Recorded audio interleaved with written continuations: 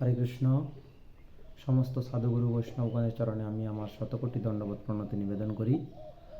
আজকে আমাদের প্রথম স্কন্ধের দ্বিতীয় অধ্যায়ের 15 নম্বর শ্লোক থেকে আমরা পাঠ করব। নমো বিষ্ণুপাদায় কৃষ্ণপৃষ্ঠায় ভূতলে শ্রীমতে ভক্তিবেদান্ত স্বামীতি নামিনে নমস্তে সারস্বতে দেবে গৌরবাণী প্রচারিণে निर्विशेष शून्यवादी पाश्चात्यदेशतारिणे नमो महवदन्नाय कृष्ण प्रेम प्रदायति कृष्णाय कृष्ण चैतन्य नाम्ने गौरतिसे नमः। हे कृष्ण करुणा सिंधु दीनबन्धु जगत्पते गोपेश गोपिकाकान्त राधाकान्त नमोस्तुते। तप्त काञ्चन गौराङ्गी राधे वृन्दावनेश्वरी वृषभानुसुते देवी प्रणमामि हरिप्रिये। नीलाचल निवासाय नित्याय परमात्मने बलभद्र सुभद्राभ्यां जगन्नाथाय ते नमः। ॐ वृन्दावै तुलसीदेव्यै प्रिया वै केशवस्य च विष्णुभक्तिप्रदे देवी सत्त्ववत्त्वै नमो नमः। वंशाकल्पतरुभ्यश्च कृपा सिन्धुभ्य एव च पतितानां पावनेभ्यो वैष्णवेभ्यो नमो नमः। जय श्री कृष्ण चैतन्य प्रभु नित्यानंद श्री अद्वैत गदाधर श्रीवास आदि श्री गौर भक्त वृंद। हरे कृष्णा कृष्ण कृष्ण हरे हरे हरे राम राम राम हरे हरे। हरे कृष्णा कृष्ण कृष्ण हरे हरे हरे राम राम राम हरे हरे। हरे कृष्णा कृष्ण कृष्ण हरे हरे हरे राम राम राम हरे हरे। ओम नमो भगवते वासुदेवाय ओम नमो भगवते वासुदेवाय ओम नमो भगवते वासुदेवाय। नमो विष्णुपदे विष्णुष्टाय भूतले श्रीमते परमप्रेमस्वामिनिति नामे धीरचित्त पूर्णकृत शुद्धमने प्रकाशन गुरुवाणी এগুলোতে আপনি কৃপা করে আমি ভগবত নাম সব অধ্যয়ন করে আমি নিজের অন্তরে সমাপ্ত করতে পারি। হরে কৃষ্ণ। তো আজকে আমরা ভাগবতের 15 নম্বর অধ্যায় থেকে আমরা শ্রবণ করার চেষ্টা করব। ইয়ত অনুধ্যা অশিনা যুক্তঃ কর্মগ্রন্থি নিবন্ধনম ছিন্দন্তি কে বিদাতস্য কন কুর্যাত কথারতিম। পরমেশ্বর ভগবানের অনুসরণ রূপ তরবারির দ্বারা যথার্থ জ্ঞানী পুরুষেরা কর্মবন্ধন ছেদন করতে পারেন। তো কিভাবে কর্মবন্ধন থেকে ছেদন করেন জ্ঞানীরা? না, পরমেশ্বর ভগবানের অনুসরণ রূপ তরবারি, ভগবানের যে পরমেশ্বর ভগবানের অনুস্মরণ, কিঞ্চিত মাত্র যদি স্মরণ করে ভগবানকে, তখনই সেই রূপ তরবারির দ্বারা জ্ঞানী পুরুষেরা কর্মবন্ধন ছেদন করতে পারে। তাই সেই ভগবানের কথায় রতিযুক্ত হবে না। তাই সেই ভগবানের কথায় কে বা রতিযুক্ত হবেন না? এমন কোন ব্যক্তি আছে যিনি এই ভগবানের কথাতে রতি নেই?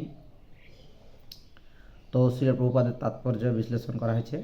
চিন্ময় স্ফুলিঙ্গ যখন জড় পদার্থের সংস্পর্শে আসে তখন একটি গ্রন্থির সৃষ্টি হয়, যা কর্মবন্ধন থেকে মুক্তিকামী মানুষদের অবশ্যই ছেদন করতে হবে। কি বলা হয়েছে?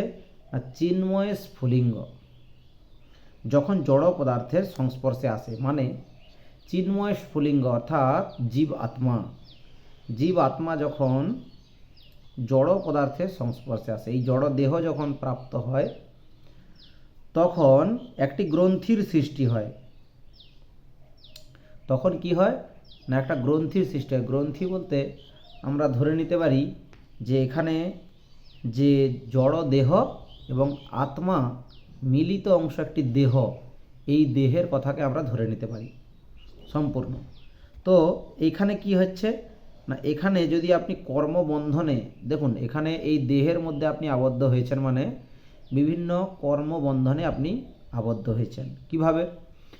আপনি যদি বিছানাতে শুয়েও থাকেন, প্রত্যহ যে আহার করে সেই আহারটাকে পাচন করছেন, এটাও কিন্তু কর্ম। তাহলে ওই খাদ্য যে গ্রহণ করলেন তার মধ্যেও কর্মফল হচ্ছে, এবং সেই কর্ম বন্ধনে আপনি যুক্ত হচ্ছেন।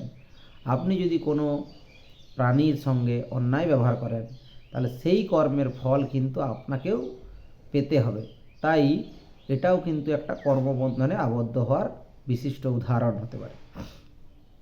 এবং এই যে মুক্তিকামী মানুষরা, যারা এই ধরনের স্ফুলিঙ্গ থেকে মুক্তি হতে চায়, তাদের কি করতে হবে না, তাদের এই কর্মবন্ধনের যে মুক্তিকামী এই যে পথ, এই পথকে অবশ্যই ছেদন করতে হবে। এই যে কর্মবন্ধন রূপী যে বন্ধন থেকে ছেদন করতে হবে। মুক্তি কথাটির অর্থ হচ্ছে কর্মফলের বন্ধন থেকে মুক্ত হওয়া। মুক্তি মানে আমরা অনেক কিছু ভেবে থাকি, কিন্তু মুক্তি মানে একমাত্র যে কর্মফলের বন্ধন, অর্থাৎ আমি যে কর্ম করেছি সেই কর্মের ফলে আমাকেও তার বিপরীত প্রতিক্রিয়া পেতে হবে। এই যে কর্মবন্ধনের ফল, এই ফল থেকে আমরা যখন মুক্ত হব তাকে বলা হয় মুক্তি। যারা নিরন্তর পরমেশ্বর ভগবানের অপ্রাকৃত লীলাসমূহ স্মরণ করেন, তাদের আপনা থেকেই মুক্তি লাভ হয়ে যায়। তাহলে কি বলেছে না, মুক্তি লাভের একটা বিশেষ উপায় কি বলেছে না, যারা ভগবানের অপ্রাকৃত লীলাসমূহ নিরন্তর স্মরণ করেন, অর্থাৎ চিন্তন করেন বা মনের মধ্যে ভাবনা নিয়ে আসেন কি হয়েছিল, তা আবার দ্বিতীয়বার তারা মনে মনে যদি সেই লীলাকে যদি স্মরণ করেন, তখন কি হয় না, আপনা থেকেই অটোমেটিক কি হয়, এই কর্মবন্ধন থেকে মুক্ত হওয়া যায়। কেননা পরমেশ্বর ভগবানের সমস্ত কার্যকলাপ বা লীলা জড়া প্রকৃতির গুণের অতীত। ভগবানের যে লীলা তা কিন্তু এই জড় প্রকৃতির যে গুণ তার অনেক ঊর্ধ্বে। সেগুলি হচ্ছে সর্বাকর্ষক চিন্ময় কার্যকলাপ, এবং তাই পরমেশ্বর ভগবানের চিন্ময় কার্যকলাপে নিরন্তর মগ্ন থাকলে বদ্ধজীব ধীরে ধীরে চিন্ময়ত্ব লাভ করেন এবং অবশেষে জড়বন্ধন ছেদন করেন। তাহলে এখানে কি বলা হয়েছে না, চিন্ময় স্ফুলিঙ্গ যখন জড় পদার্থের সংস্পর্শে আসে তখন গ্রন্থের সৃষ্টি হয়, এবং সেই কর্মবন্ধন বা মুক্তিকামী মানুষদের কী করা উচিত, অবশ্যই ছেদন করা উচিত। মুক্তি কথাটির অর্থ হচ্ছে কর্মবন্ধনের ফল থেকে মুক্ত হওয়া। যারা নিরন্তর পরমেশ্বর ভগবানের অপ্রাকৃত লীলা স্মরণ করেন, তারা আপনা থেকেই মুক্তি লাভ হয়ে যান। কারণ কি না, কারণ হচ্ছে পরমেশ্বর ভগবানের এই লীলা সব কিছুই এই জড় প্রকৃতির গুণের অতীত। আর কি বলেছে না, চিন্ময় কার্যকলাপে নিরন্তর মগ্ন থাকলে বদ্ধজীব ধীরে ধীরে চিন্ময়ত্ব লাভ করেন এবং অবশেষে জড়বন্ধন ছেদন করেন। তাই জড়বন্ধন থেকে মুক্তি লাভ ভগবত ভক্তির একটি আনুষঙ্গিক ফল। জড়বন্ধন থেকে মুক্তি লাভ করাটা কি না, ভগবত ভক্তির একটি আনুষঙ্গিক ফলস্বরূপ। চিন্ময় জ্ঞান মুক্তি লাভের জন্য যথেষ্ট নয়, সেই জ্ঞান অবশ্যই ভক্তিযুক্ত সেবা সমন্বিত হতে হবে, যাতে অবশেষে ভগবত ভক্তির প্রাধান্যই কেবল বর্তমান থাকে, তখনই মুক্তি লাভ সম্ভব। তাহলে মুক্তি লাভ কখন সম্ভব না, যখন আমাদের এই ভগবত চেতন জ্ঞান আমাদের মধ্যে থাকবে এবং ভক্তিযুক্ত সেবার দ্বারা তা ভগবানের চরণে নিবেদন হবে, তখনই হবে আমাদের আসল মুক্তি বা কর্মবন্ধন থেকে মুক্ত। এমনকি সকাম কর্মীদের কর্ম ভক্তিযুক্ত সেবা মিশ্রিত হলেও তবে মুক্তিদান করে। কি বলেছে, সকাম কর্মীদের কর্ম যদি ভক্তিযুক্ত সেবা মিশ্রিত থাকে তাও কিন্তু মুক্তিদান করে। অর্থাৎ আপনি কোনো কামনা করেছেন যে আমি এই কর্মটা করে আমি কি করব না এই কামনা করে আমি কর্ম করেছি, এবং সেই কর্মটা যদি ভগবানের প্রতি শ্রদ্ধাবশত হয়, শ্রদ্ধামূলক হয়, ভগবান তখন বলেছেন যে তাতেও আমি মুক্তিদান প্রদান করি। আর কি ভগবত ভক্তি মিশ্রিত কর্মকে বলা হয় কর্মযোগ। তাহলে ভগবত ভক্তি মিশ্রিত কর্মকে কি বলা হয় না, কর্মযোগ।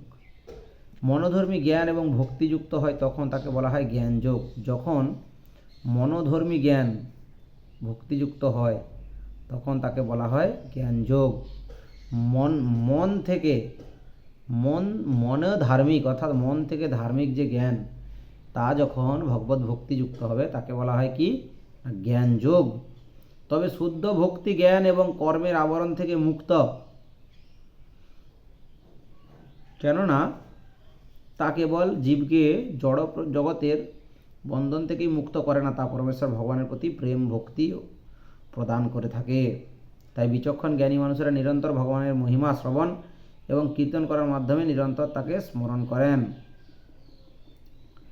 অপ্রতিহতভাবে এবং অহেতুকীভাবে তারা নিরন্তর পরমেশ্বর ভগবানের আরাধনা করেন।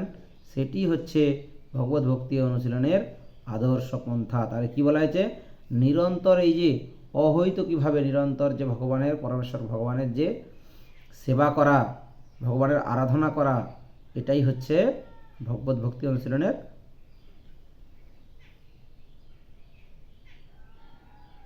আদর্শ পন্থা। বৃন্দাবনের গোস্বামীরা যারা ভক্তিযোগের পন্থা প্রচার করার জন্য চৈতন্য মহাপ্রভুর দ্বারা আদিষ্ট হয়েছিলেন, তারা অত্যন্ত কঠোরভাবে সেই নিয়ম পালন করেছিলেন এবং আমাদের মঙ্গলের জন্য পারমার্থিক বিষয় সম্বন্ধে তারা বহু গ্রন্থ রচনা করে গেছেন।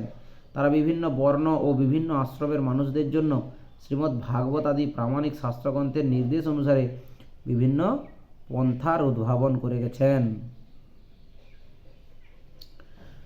তাহলে কি বলা হচ্ছে না, শ্রী চৈতন্য মহাপ্রভুর দ্বারা যারা আদিষ্ট, বৃন্দাবনে যে গোস্বামীরা, তারা যে ভক্তিযোগের পন্থা প্রচার করার জন্য চৈতন্য মহাপ্রভুর আদেশপ্রাপ্ত হয়েছিল, তারা কি করেছেন, তারা শ্রীমদ্ ভাগবত আদি প্রামাণিক শাস্ত্রগ্রন্থের নির্দেশ অনুসারে বিভিন্ন পন্থার উদ্ভাবন করেছেন। পরবর্তী শ্লোক আমরা পড়ব, শ্লোক সংখ্যা 16। শুশ্রূষঃ শ্রদ্ধধ্যানস্য বাসুদেব কথারুচি স্যাৎমহ সেবয়া বিপ্রা পুণ্যতীর্থ নিসেবনাৎ। হে ব্রাহ্মণ ঋষিগণ, সব রকমের পাপ থেকে সম্পূর্ণভাবে মুক্ত ভগবত ভক্তদের সেবা করার ফলে মহৎ সেবা সাধিত হয়। এই ধরনের সেবার ফলে কৃষ্ণ কথা শ্রবণে আসক্তির উদয় হয়। দেখুন খুব সুন্দর শ্লোক, খুব সুন্দরভাবে বলা হয়েছে যে হে ব্রাহ্মণ ঋষিগণ, সমস্ত রকমের পাপ থেকে সম্পূর্ণভাবে মুক্ত কারা, ভগবত ভক্তরা। ভগবত ভক্তরা কি হয়, সর্বদা পাপ মুক্ত হন, কোনো রকমেই তারা পাপ কর্মে যুক্ত হয়ে পড়েন না। তাই তাদের সেবা করার মাধ্যমে মহৎ সেবা সাধিত হয়। কি বলেছেন, তাদের যদি আমরা যদি সেই সমস্ত ভগবত ভক্তদের সেবা করি তাহলে আমাদের মহৎ সেবা সাধিত হয়। এবং কি বলা আছে, এই ধরনের সেবার ফলে কৃষ্ণ কথা শ্রবণে আসক্তির উদয় হয়। তাহলে আমরা এবার একটু শ্রীল প্রভুপাদের তাৎপর্য ব্যাখ্যা করব। ভগবানের বিরুদ্ধাচরণ করার ফলে জীব বদ্ধ দশায় পতিত হয়।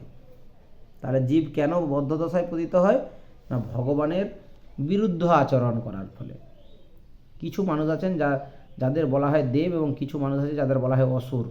যারা পরমেশ্বর ভগবানের শরণাগত হয়ে সেবা করেন তারা হয় দেব, আর যারা পরমেশ্বর ভগবানের বিরুদ্ধাচরণ করে তাদের বলা হয় অসুর। তাহলে এখানে কত সুন্দরভাবে দেব এবং অসুরের ব্যাখ্যা দেওয়া হয়েছে। দেব কাকে বলে না, যারা ভগবানের সেবা কর্মে যুক্ত হয় তাদেরকে বলা হয় দেব। ভগবানের শরণাগত হতে হবে আগে, শরণাগত হয়ে যারা ভগবানের সেবা কর্মে যুক্ত হয় তাদেরকে বলা হয় দেব। আর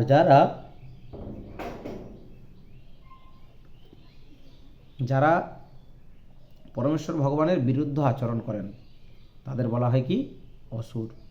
ভগবদ্গীতায় ১৬ অধ্যায়ের অসুরদের সম্বন্ধে বিশদভাবে বর্ণনা করা হয়েছে। অসুরেরা জন্ম জন্মান্তরে নিম্ন থেকে নিম্নতর জীবন প্রাপ্ত হয়ে অজ্ঞানের গভীরতম প্রদেশে প্রক্ষিপ্ত হয়। তাহলে অসুরেরা কি হয় না ক্রমশ নিম্ন থেকে নিম্নতর জনিতে অধঃপতিত হয়, এবং অধঃপতিত হয়ে কি হয় না তারা অজ্ঞানের গভীরতম প্রদেশে প্রক্ষিপ্ত হয়।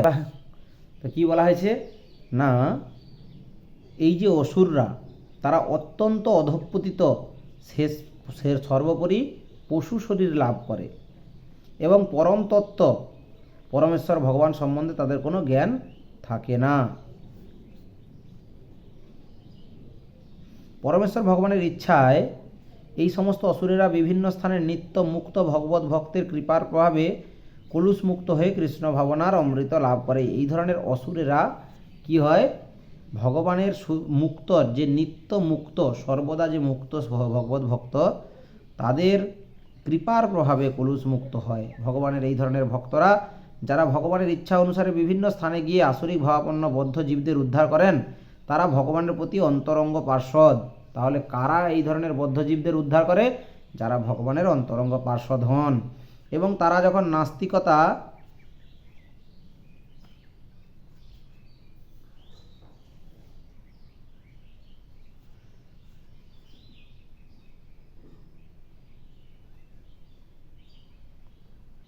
ভগবানের এই ধরনের ভক্তরা যারা ভগবানের ইচ্ছা অনুসারে বিভিন্ন জায়গায় গিয়ে আসরিক ভাবাপন্ন বদ্ধ জীবদের উদ্ধার করেন তারা ভগবানের অতি অন্তরঙ্গ পার্ষদ।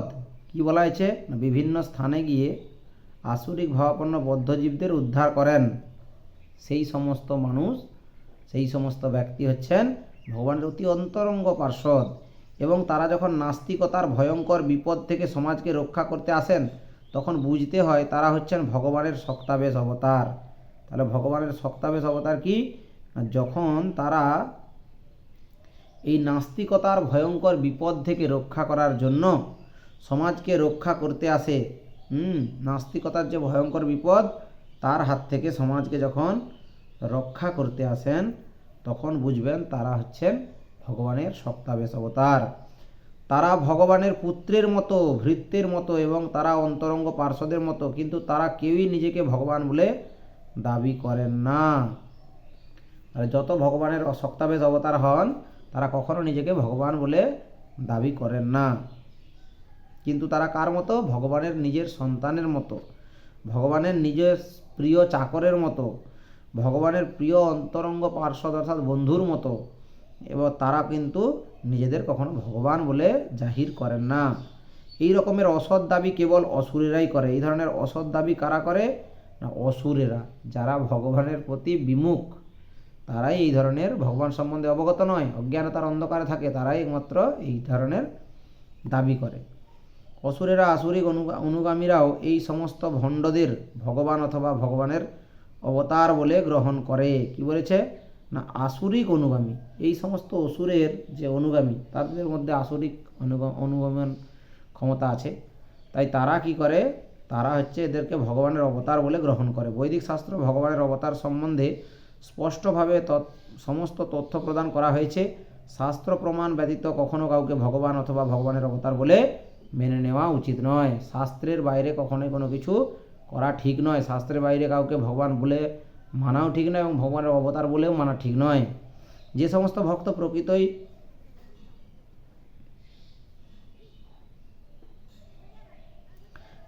ভক্ত প্রকৃতই ভগবদ্ধামে ফিরে যেতে চান তারা ভগবানের সেবকদের ভগবানের মতো শ্রদ্ধা করেন। তাহলে যারা প্রকৃত ভগবদ্ধামে ফিরে যান তারা কি করেন না ভগবানের সেবকদের ভগবানের মতন শ্রদ্ধা করেন। ভগবানের এই ধরনের সেবকদের বলা হয় মহাত্ম বা তীর্থ। তারা স্থান এবং কাল অনুসারে ভগবানের বাণী প্রচার করেন। ভগবানের সেবকেরা মানুষকে ভগবানের ভক্ত হওয়ার জন্য অনুপ্রাণিত করেন। কেউ যখন তাদের ভগবান বলে সম্বোধন করে তখন তারা কখনোই সেটা বরদাস্ত করেন না। চৈতন্য মহাপ্রভু ছিলেন পরমেশ্বর ভগবান এবং বৈদিক শাস্ত্রে তার আবির্ভাব উল্লেখ রয়েছে, কিন্তু তবুও তিনি ভগবানের ভক্তরূপে লীলাবিলাস করেছিলেন। যারা জানতেন যে তিনি হচ্ছেন পরমেশ্বর ভগবান তারা তাকে ভগবান বলে সম্বোধন করতেন, কিন্তু তিনি তখন হাত দিয়ে কান দুটি ঢেকে বিষ্ণু নাম উচ্চারণ করতেন। কারণ কি না, উনি সমস্ত জগৎকে দেখিয়ে দিতেন যে কিভাবে ভগবানের ভক্ত হতে হয়। এইভাবে তিনি ভগবান বলে সম্বোধিত হলে প্রতিবাদ করতেন, যদিও নিঃসন্দেহে তিনি ছিলেন পরমেশ্বর ভগবান স্বয়ং। ভগবান নিজেও এইভাবে আচরণ করে কপটচারী যে সমস্ত ভণ্ড নিজেদের যে ভগবান বলে প্রতিপন্ন করতে চায় তাদের সম্বন্ধে আমাদের সাবধান করে দিয়ে গেছেন। তাহলে যারা নিজেদেরকে ভগবান বলে প্রতিপন্ন করতে চান তাদের কাছ থেকে কি হয়, সাবধানতা অবলম্বন করে আমাদেরকে থাকতে হবে। ভগবানের সেবকেরা ভগবানের বাণী প্রচার করার জন্য আসেন। বুদ্ধিমান মানুষের কর্তব্য হচ্ছে সর্বতোভাবে তাদের সাহায্য করা। তাহলে বুদ্ধিমান মানুষদের কর্তব্য কি না, তাদের সর্বতোভাবে সাহায্য করা। তো বুদ্ধিমান ব্যক্তি কারা, ভগবানের ভক্তরা। সরাসরিভাবে ভগবানের সেবা করার থেকে ভগবানের সেবকদের সেবা করার মাধ্যমে ভগবানকে অধিক সন্তুষ্ট করা যায়। ভগবান যখন দেখেন যে তার সেবকদের যথাযথভাবে শ্রদ্ধা করা হচ্ছে, তখন তিনি অত্যন্ত প্রীত হন। কেননা এই ধরনের যোগ সেবকেরা ভগবানের বাণী প্রচার করার জন্য সব রকম বিপদের সম্মুখীন হতে প্রস্তুত থাকেন এবং তাই তারা ভগবানের অত্যন্ত প্রিয়। ভাগবতগীতা 8 নম্বর অধ্যায়ের 69 নম্বর শ্লোকে ব্যাখ্যা করা হয়েছে, ভগবান ঘোষণা করেছেন যে যারা তার মহিমা প্রচার করার জন্য সব রকম বিপদকে তুচ্ছ করেছেন তারাই হচ্ছেন তার সবচাইতে প্রিয়। কেউ যখন ভগবানের সেবকদের সেবা করেন তখন তার ভগবানের সেবকদের গুণগুলি প্রকাশিত হয় এবং তার ফলে তিনি ভগবানের মহিমা শ্রবণ করার যোগ্যতা অর্জন করেন। ভগবানের কথা শ্রবণ করার ঐকান্তিক আগ্রহ হচ্ছে ভগবদ্ধামে প্রবেশ করার সর্বপ্রথম যোগ্যতা। তাহলে ভগবানের ধামে প্রত্যাবর্তন করার জন্য প্রথম যোগ্যতা কি না, শ্রবণ, ঐকান্তিকভাবে শ্রবণ। তো আমরা এখানেই এই দুটি শ্লোক শেষ করলাম। পরবর্তী শ্লোক আরেকটি ভিডিওতে পরবর্তী পাঠে আমরা 17 নম্বর শ্লোক পাঠ করার চেষ্টা করব। হরে কৃষ্ণ।